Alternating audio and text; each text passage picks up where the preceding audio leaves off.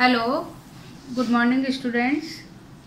आपने देखो, और कल मैंने आप लोगों को कोई भेजा भी नहीं था, लेकिन कुछ नोट्स भेजे थे सेकंड चैप्टर के। तो जिन बच्चों से नहीं हो रहे हैं, अभी हिंदी वालों को भेजे थे, इंग्लिश वालों के लिए नोट्स अभी तैयार हो रहे हैं, तो वो मैं आपको भेज दूंगी। और सब बुक्स ले लो, और रेफरेंस बुक चाहो तो रेफरेंस, बाकी एनसीईआरटी को मैं ज़्यादा प्रेफर करूंगी, और हिंदी और इंग्लिश दोनों मीडियम में मिलती है, तो आप उसको ले लो, क्योंकि रेफरेंस बुक में बहुत ज़्यादा डिटेल में है और अपने लिए इतनी ज़्यादा ज़रूरत नहीं है। ठीक है, तो अब अपन यहाँ पे 4 चैप्टर स्टार्ट कर रहे हैं। प्लांट का अपन ने पूरा क्लासिफिकेशन वगैरह पढ़ लिया। अब अपन स्टार्ट कर रहे हैं प्राणी जगत या एनिमल किंगडम। अब इसमें जितने अपन भी जो हैं वो भी किस ग्रुप में आते हैं? इसी ग्रुप में आते हैं। तो हिंदी में हम प्राणी बोलते हैं, और इंग्लिश में हम भी एक क्या है, एनिमल ही हैं। चाहे हम थोड़ा सा अपने आप को सोशल एनिमल बोलते हैं, तो हम भी इसी कैटेगरी में आते हैं। अब देखो, अगर प्लांट और एनिमल को अपन देखें तो सबसे जो मेन इम्पॉर्टेंट चीज़ है वो क्या है कि प्लांट्स जो हैं अभी तक आपने देखे सारे के सारे कैसे हैं, स्वयंपोषी या ऑटोट्रॉफ, और जबकि हम क्या है, हेटेरोट्रॉफ या परपोषी, दूसरे पर डिपेंड करते हैं। तो सबसे बेसिक डिफरेंस तो ये हो गया। फिर उसके बाद में और भी है कि वो मूव नहीं कर सकते, हम मूव कर सकते हैं, तो ये हमारे उसमें आ गया। न्यूट्रिशन में अगर हम देखेंगे तो उनके पास क्लोरोफिल है, हमारे पास नहीं है। अगर हम सेल की स्ट्रक्चर देखें तो वहाँ सेल वॉल है, हमारे पास सेल वॉल नहीं है। तो बहुत सारे डिफरेंसेस हैं। उन डिफरेंसेस या अंतर से एक नया मूवेबल, चलने वाले जो हैं वो किस में रखे गए? एनिमल में। ठीक है, और हालांकि खैर याद नहीं होगा, लेकिन आपको एक लिंक भी मैंने आपको बताया था किसके बीच में, प्लांट और एनिमल के बीच में, और वो लिंक क्या है? यूग्लिना। तो ये कुछ चीजें हैं जो आपको ध्यान रखनी है। अब देखो, सबसे पहली बात है कि एनिमल आपको पता लग गया। अब ये जो एनिमल है, इस एनिमल को भी हमने डिवाइड किया है, क्लासिफिकेशन किया है उसका। और ये जो क्लासिफिकेशन है, उस क्लासिफिकेशन या वर्गीकरण को करने के लिए हमारे पास में कुछ क्या करना चाहिए? आधार हैं, कुछ बेस हैं, जिन बेस के अकॉर्डिंग हमने इनको अलग अलग किया, और ये इम्पॉर्टेंट है। सबसे पहले हमारे पास में है संगठन के स्तर या ऑर्गेनाइजेशन ऑफ लेवल। अब यहाँ पे क्या है कि जैसे आप केमिस्ट्री में पढ़ते हो ना, उसी तरीके से आपको यहाँ देखना है कि हमारे पास में सबसे छोटा है सेल, सेल के बाद में है टिश्यू, कोशिका, कोशिका के बाद में ऊतक, ऊतक के बाद में ऑर्गन या अंग, उसके बाद में हमारे पास में सिस्टम। ठीक है, तो इस तरीके से हमारे पास में ये ऑर्गेनाइजेशन के या संगठन के स्तर हैं, और इसी स्तर के आधार पे हम यहाँ पे इनको डिवाइड करेंगे। अब मैंने आपको ये फोटो दे रही हूँ, तो सबसे पहले हमारे पास में क्या है? कोशिकीय स्तर या सेलुलर लेवल। अब इस लेवल में आप हर समय कभी भी कोई भी चीज याद करो, तो उसको याद करने में अगर आपके पास में एग्जाम्पल होगा, तो आप उस एग्जाम्पल के अकॉर्डिंग उसको बहुत अच्छी तरीके से डिस्क्राइब कर सकते हो, उसको लिख सकते हो। तो सबसे पहला अपना कौन सा है? कोशिकीय स्तर या सेलुलर लेवल, और इसमें हमारे पास में बेस्ट एग्जाम्पल है पोरिफेरा। ठीक है, या अभी जब अपन थोड़ा पढ़ेंगे तब ये और चीजें आपको समझ आ जाएगा। पोरिफेरा क्या है? 9th में थोड़ा सा आपने क्लासिफिकेशन पढ़ा है।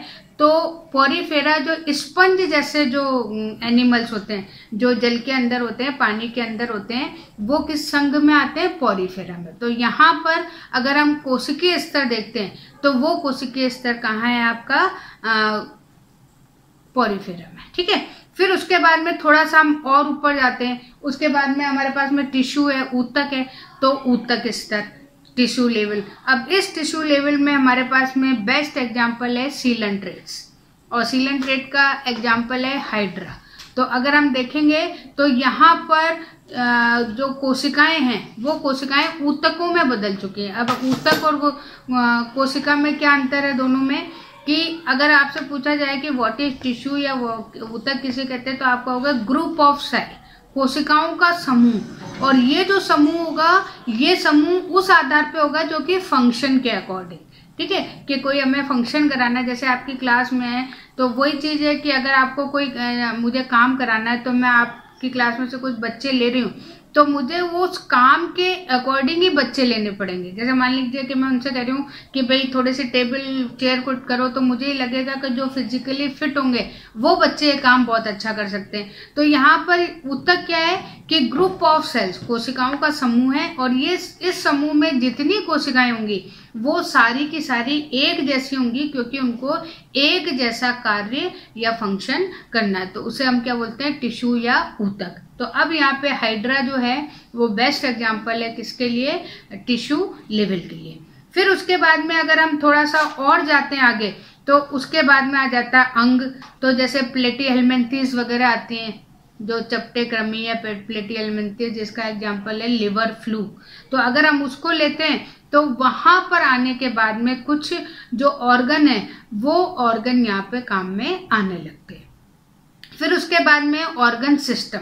ऑर्गन सिस्टम क्या है कि जैसे मान लीजिए एक अपने पास में डाइजेशन है या प्रोसेस है। डाइजेशन क्या है, एक प्रोसेस है जिसे पाचन क्रिया हिंदी में बोलते हैं। अब ये जो पाचन क्रिया या डाइजेशन प्रोसेस है, इस प्रोसेस में जितने ऑर्गन काम में आ रहे हैं तो वो सब मिलके एक प्रोसेस कर रहे हैं, किसका, डाइजेशन का। तो ये पूरे के पूरे ऑर्गन मिलके जो एक प्रोसेस को करते हैं, एक सिस्टम बनाते हैं, तो उसे हम क्या बोलते हैं, अंग तंत्र स्तर या ऑर्गन सिस्टम लेवल। तो यहाँ पे आते आते कुछ अगर अपन हाई कैटेगरी के ले लेते हैं, जैसे एनिलिड्स हैं, आर्थ्रोपोड्स हैं, तो उनको अगर हम लेते हैं तो वहां पर आपको बिल्कुल स्पेशली जो है सिस्टम मिलेगा, और ये हमारे किस में आ जाएंगे, आपके अंग तंत्र। अब यहाँ पे देखो आपके कुछ एक स्पेशल चीज दे रखी है, ओपन सर्कुलेटरी सिस्टम और क्लोज्ड या खुला परिसंचरण तंत्र या बंद। अब ये चीज क्या है कि जैसे मान लीजिए कि जब ब्लड या रक्त है वो नलियों में बहता है, यानी कि वेसल्स, ब्लड वेसल्स जिसे बोलते हैं, या रक्त वाहिनियां जिसे बोलते हैं, और हार्ट में, तो जब वो बंद होके बहता है तो उसे बोलते हैं बंद। यानी कि हम में जो मनुष्य है उस मनुष्य में किस प्रकार का होता है, क्लोज्ड टाइप का या बंद प्रकार का। लेकिन अगर हम निम्न में देखेंगे तो वहां पर ब्लड ऐसे ही बहता है। जैसे मान लीजिए कि आपने कमरे में पानी फैला दिया, तो ये तो हो गया ओपन। वहीं पे अगर आप पानी किसी नली से या ट्यूब से दे रहे हो तो वो आपका कौन सा हो गया, बंद। तो यहाँ पे दो प्रकार यहाँ दे रखे हैं। खुले वाले में तो जितने निम्न वर्ग के हैं वो आएंगे, और जो बंद वाले हैं उसमें अपन जैसे मनुष्य वगैरह हैं जिनमें आर्टरी है, वेन्स हैं, हार्ट है, तो इस तरीके से कैपिलरीज हैं। तो ये सारी जो चीजें हैं ये किसमें होती है, बंद वाले में। तो ये पहला वाला हो गया जिसमें ऑर्गेनाइजेशन आपको देखना है इस तरीके से। उसके बाद में सेकंड है सिमिट्री।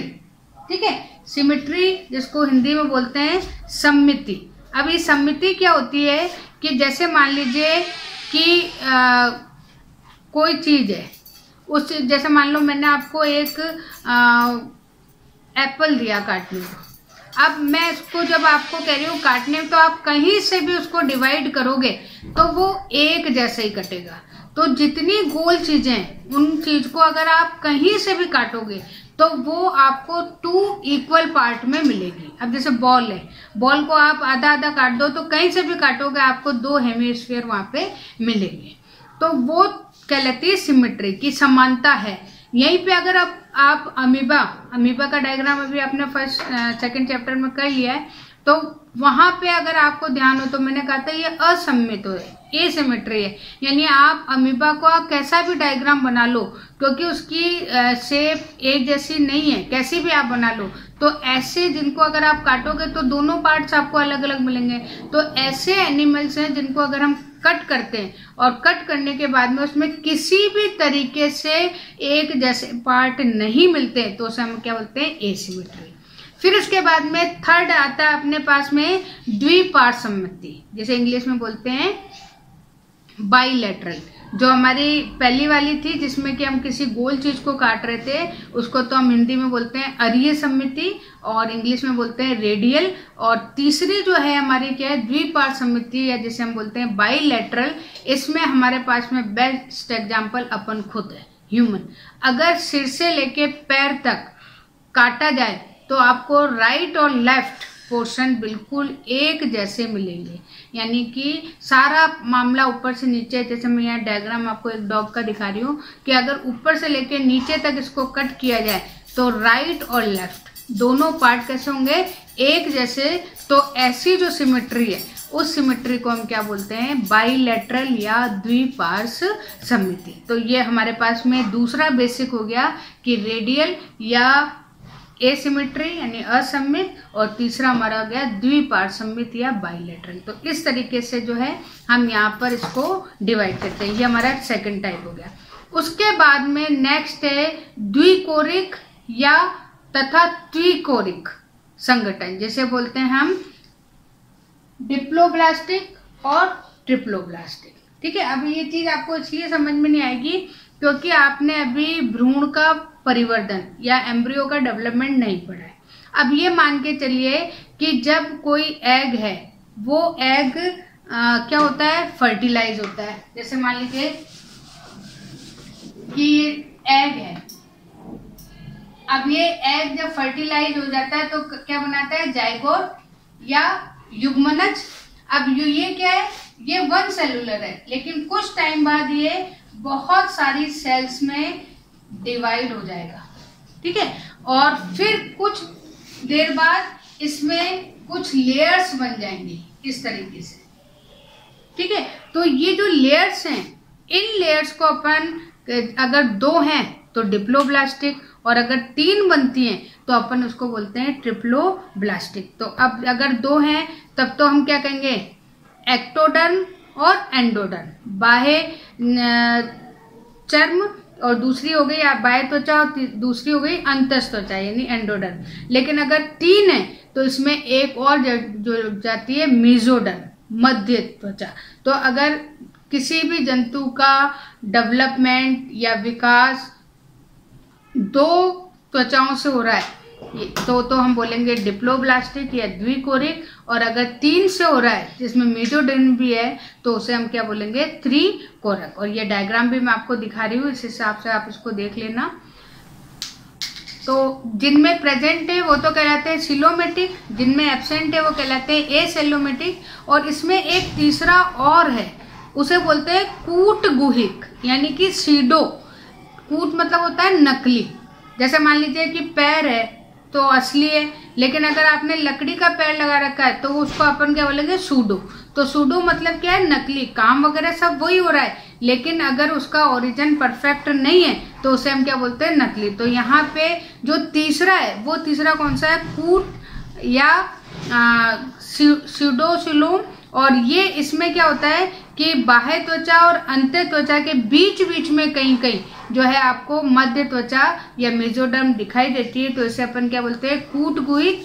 और इसका जो बेस्ट एग्जांपल है वो क्या है, एस्केले हेलमिंथेस, या जो अपने राउंड वर्म्स वगैरह होते हैं, ये एस्केरिस वगैरह, वो इसमें यहाँ पे यूज होते हैं। उसके बाद में नेक्स्ट है जो सब आपको बहुत अच्छी तरह से पता है, इसमें नोटोकॉर्ड या वर्टिबल कॉलम।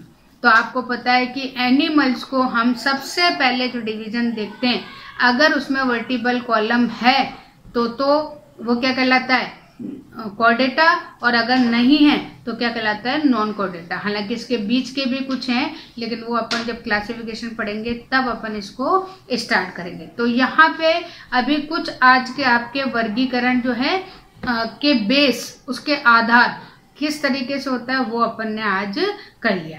अब अपन स्टार्ट कर रहे हैं प्राणियों का वर्गीकरण कि किस तरीके से हम इसको जो है डिवाइड करते हैं। अब देखो अपन स्टार्ट कर रहे हैं क्लासिफिकेशन ऑफ एनिमल। अब इसमें अपन ने सबसे पहले 2 में डिवाइड किया, नॉन कॉर्डेटा और कॉर्डेटा। अब कॉर्डेटा तो अपन आगे पढ़ेंगे, पहले अपन नॉन कॉर्डेटा देख लेते हैं। तो इसमें आपको जो है 9 फाइलम मिलेंगे। तो सबसे पहले अपन कर रहे हैं पॉरीफेरा।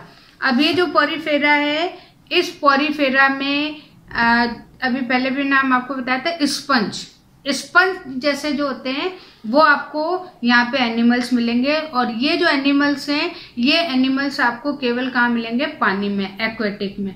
और अगर हम देखें तो ये अधिकतर जो अलवणीय यानी कि सॉल्ट या समुद्र जो पानी होता है उसमें ज्यादा मिलते हैं। फिर उसके बाद में असमिति होती है यानी एसिमेट्री है। तो एसिमेट्री यानी कि आप इसको कहीं से भी कट करेंगे तो यहाँ पे आपको 2 पार्ट्स इक्वल नहीं दिखाई देंगे, डायग्राम में भी आपको दिख रहा है। फिर उसके बाद में क्योंकि सेलुलर है लेकिन मल्टी सेलुलर है तो यहाँ पे बहुत सारे जो है यहाँ पे आपको सेल्स दिखाई देंगे। फिर उसके बाद में देखो, हालांकि आपके कोर्स में नहीं है लेकिन पीएमटी वगैरह नीट वगैरह में है कि इनके बीचों बीच जो आपको डायग्राम दिख रहा है, इस डायग्राम के बीच में एक ट्यूब होता है। तो उस ट्यूब को अपन उसके थ्रू ही जो है यहाँ पर सारा इसका जो भी प्रोसेस है वो सारा का सारा होता है।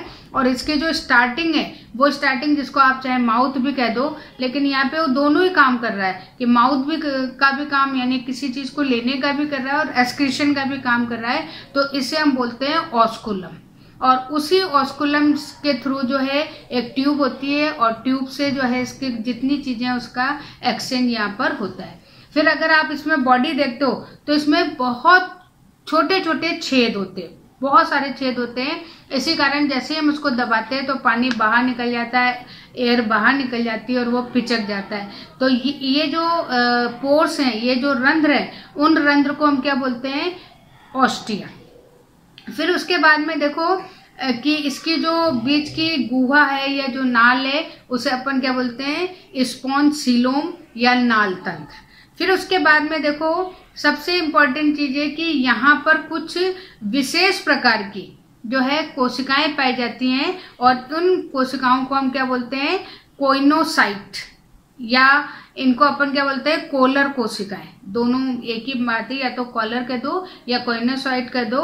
और इसके अलावा जो है यहाँ पर जैसे अभी ये आपको दिख रहा है बिल्कुल खड़ा है, अगर इसमें इतने सारे छेद हैं और उसके बाद भी ये खड़ा है, इसका मतलब कि इसके अंदर कहीं कोई मजबूत या कोई स्टफ मटेरियल है, तो वो इसमें कांटे जैसी स्ट्रक्चर होती है और उस स्ट्रक्चर को हम बोलते हैं कंटिकाएं या स्पिक्यूल्स।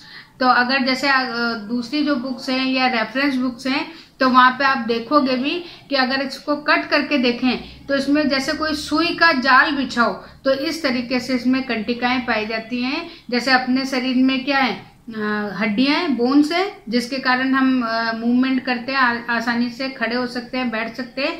तो उसी तरीके से यहाँ पे भी ये खड़ा है तो किसके कारण खड़ा है? इसका जो अंत्य कंकाल या एंडोस्केलेटन है वो किसका बना हुआ है? कंटिकाओं या स्पिकुल्स का। फिर उसके बाद में देखो इसमें जो है मेल और फीमेल अलग अलग नहीं होते हैं, यानी कि ये यूनिसेक्सुअल है। मेल भी इसी में होगा और फीमेल भी इसी में होगा, तो इसे हम क्या बोलते हैं? यूनिसेक्सुअल। लेकिन कुछ हमारे पास में ऐसे होते हैं जो कि थोड़े वो यूनिसेक्सुअल क्या सॉरी बाइसेक्सुअल। कुछ हमारे पास में ऐसी वैरायटीज हैं जो अभी डिस्कवर भी करेंगे, तो कहीं पे आपको यूनिसेक्सुअल भी ये एनिमल्स मिलेंगे। बाकी कौन से होते हैं? बाइसेक्सुअल, उभयलिंगी। फिर उसके बाद में देखो कि अब जब इनका रिप्रोडक्शन होता है तो जो मेल ऑर्गन है उससे शुक्राणु या स्पर्म का निर्माण होता है और जो फीमेल है वो एग का करेंगे। और यहाँ पे जो निषेचन है या इसमें जो फर्टिलाइजेशन है, क्योंकि दोनों ऑर्गन एक ही साथ हैं, तो यहाँ पे निषेचन या फर्टिलाइजेशन भी कहाँ होगा? बॉडी के अंदर होगा। फिर उसके बाद में एक चीज आती है परिवर्धन या डेवलपमेंट, और वो अधिकतर आता है इनडायरेक्ट है या डायरेक्ट है। तो यहाँ पर क्या है कि अगर किसी चीज की जैसे मान लीजिए पहले अंडा, फिर लार्वा, फिर प्यूपा, जैसे आप इंसेक्ट में देखते हो, फिर एडल्ट, तो अगर इस तरीके से होता है तो उससे हम बोलते हैं अप्रत्यक्ष। और अगर सीधा ही मेल फीमेल है उससे बच्चा हो गया तो वो चीज क्या कहलाती है? डायरेक्ट या प्रत्यक्ष। तो यहाँ पर जो है पहले लार्वा बनेगा और लार्वा के बाद में एडल्ट बनेगा, तो उसे हम क्या बोलते हैं? डायरेक्ट। और यहाँ पे जो एग्जाम्पल है वो एग्जाम्पल क्या है? स्पॉन्जिला है और यूस्पेंजिया। तो आज अपन केवल इसको एक को स्टार्ट कर रहे हैं और फिर कल अपन इसका सेकंड वाला ग्रुप पढ़ेंगे, सिलेंटेटा या नाइगेरिया। Okay, thank you.